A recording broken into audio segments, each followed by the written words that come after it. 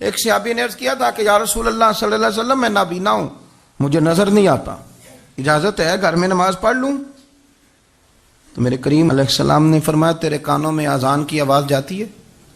حضور جاتی ہے۔ فرمایا پھر گھر نہ پڑھ، پھر مسجد آ کے پڑھ، پھر تو مسجد میں آیا کر، تو نماز پڑھا کر، تیرے کانوں میں آواز جاتی لہذا تو مسجد میں آیا کر، یہاں آ کے نماز پڑھا کر۔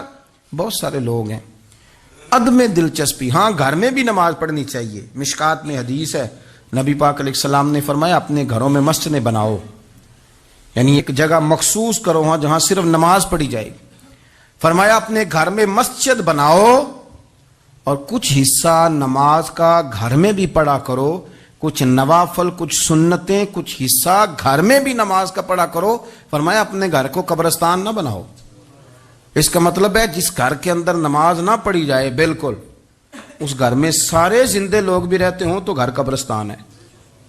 یہ حضور کا فرمان ہے کہ سارے لوگ زندے ہیں، ہنستے ہیں، بستے ہیں، کھیلتے ہیں، اٹھتے ہیں، پر 2 رکعتیں نماز نہیں پڑھی جاتی، وہ قبرستان ہے۔ حضور نے فرمایا قبرستان ہے۔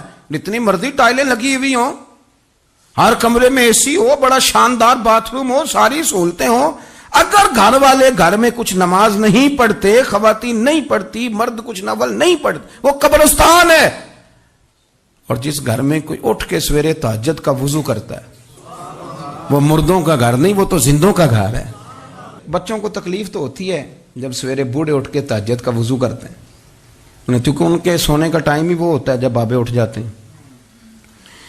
بابا جی سویرے اٹھ کے وضو کر رہے ہوتے ہیں تو بچہ تنگ ہوتا ہے، دیکھو جی مطلب چونکہ اس نے تو سونا ہی اس وقت ہے جب دنیا کے جاگنے کا وقت ہے، لیکن اس کو پتہ نہیں کہ تیرے گھر میں کوئی تہجد کا وضو کرتا ہے تو رب راضی کتنا ہوتا ہے۔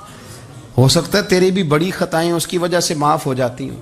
اس کا بوڑھا باپ، اس کا دادا، اس کا نانا سویرے اٹھ کے نماز پڑھنے لگا، ہم کیوں نہیں اس بات کو سمجھتے؟ نبی پاک صلی اللہ تعالی علیہ وآلہ وسلم نے ارشاد فرمایا، حضرت ابو موسیٰ اشعری رضی اللہ تعالیٰ عنہ راوی ہیں، حدیث مشکات میں بھی ہے، ابو داؤد شریف میں بھی ہے۔ نبی پاک علیہ الصلوۃ والسلام فرمانے لگے قیامت کے قریب اس طرح اندھیری رات میں کوئی چیز گرتی ہے، ٹکڑے برستے ہیں تو پتہ نہیں نہ چلتا اندھیرے کی وجہ سے، اس طرح فرمایا تمہاری چھتوں پہ فتنے برسیں گے۔ اور حضور فرماتے ہیں ان فتنوں کے زمانے میں بندہ صبح مومن ہوگا، شام کو کافر ہو جائے گا، اس کی کیفیت بدلے گی۔ اور حضور علیہ الصلوۃ والسلام فرمانے لگے اس زمانے میں جو آدمی چل رہا ہوگا نا، اس سے وہ بندہ بہتر ہوگا جو بیٹھا ہوا ہے۔ اور حضور فرمانے لگے اس زمانے میں جو آدمی دوڑ رہا ہوگا، اس سے وہ بہتر ہوگا جو آہستہ آہستہ چل رہا ہے۔ فتنوں کے زمانے میں فتنے چھتوں پر برسیں گے، بندہ صبح مومن ہوگا، شام کو کافر ہوگا، شام کو مومن ہوگا تو صبح کافر ہو جائے۔ اس تیزی کے ساتھ فتنے برسیں گے کہ ایمان لے جائیں گے۔ اے اللہ ہماری اولادوں کی حفاظت فرما، اللہ ہم کمزور ہیں، فتنوں کے زمانے میں ہمارے ایمان کو محفوظ کر، اللہ ہمارے حال پہ رحم فرما۔ حضور نے فرمایا کہ جو بیٹھا ہے وہ چلنے والے سے بہتر ہے، اور جو دوڑ رہا ہے اس سے چلنے والا بہتر۔ کیا مطلب؟ حضور نے فرمایا جو زیادہ جگہوں پہ جاتا ہے نا، دوڑ کے ادھر چلا گیا، دوڑ کے ادھر چلا گیا، اس کا ایمان زیادہ خطرے میں ہے۔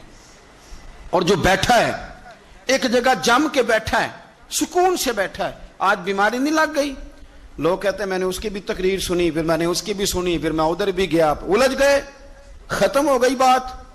جب تک وہ ایک جگہ جمے ہوئے تھے ان کا ایمان محفوظ تھا۔ یہ میں نہیں کہہ رہا، یہ مدینے والے رسول نے فرمایا ہے، یہ نبی کریم نے فرمایا ہے۔ اور جب تو ادھر بھی گیا، تو ادھر بھی گیا، تو نے اس کی بھی سنی، میں نا کے دین کی بھی سنوں گا، میں اس کی بھی سنوں گا، تنقید کرنے والے کی بھی، ہم نہیں کسی کی بھی سنتے۔ ہمیں ڈاکٹر اقبال، علامہ اقبال نے مشورہ دیا تھا، یہ دور ہی نکتہ چی ہے، کہیں چھپ کے بیٹھ جا، اور جس دل میں تو مکی ہے وہیں چھپ کے بیٹھ جا۔ اور مرشد دے دروازے اتے محکم لائیے چوکاں، محکم کا معنی پکیاں۔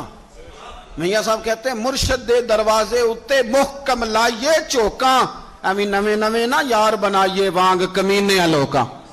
یہ تو کبھی ادھر نکل جاتا ہے، کبھی ادھر نکل جاتا ہے، تیرا ٹھکانہ ہی کوئی نہیں۔ تجھے تیرے رسول کریم نے فرمایا ہے اگر بچنا ہے تو کہیں جم کے بیٹھ جا۔